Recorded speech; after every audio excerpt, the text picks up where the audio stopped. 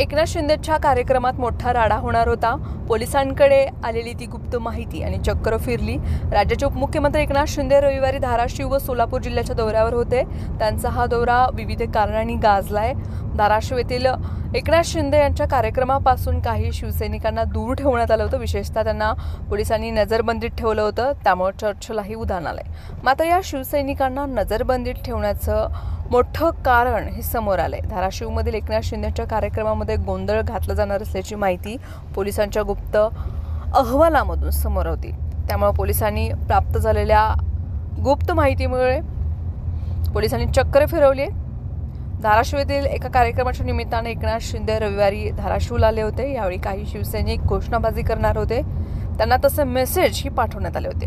अन्याय झाला म्हणून भावनाविश झालेल्या कार्यकर्त्यांच्या असंतोषाला खतपाणी घालून त्यांना घोषणाबाजी करण्यास चिथावणी देणं आणि शिवसेनेमध्ये फूट पाडायची अशी योजना होती।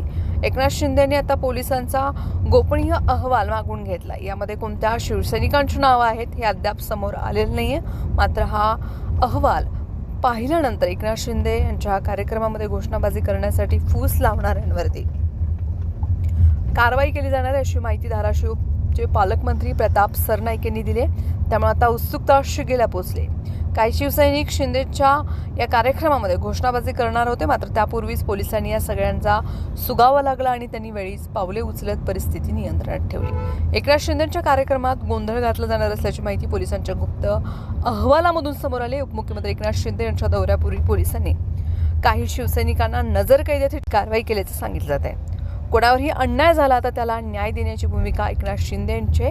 त्यामुळे शिवसैनिकांनी अप्रचाराला बळी पडू नये असं आवाहन पालकमंत्री प्रताप सरनाईक यांनी केले।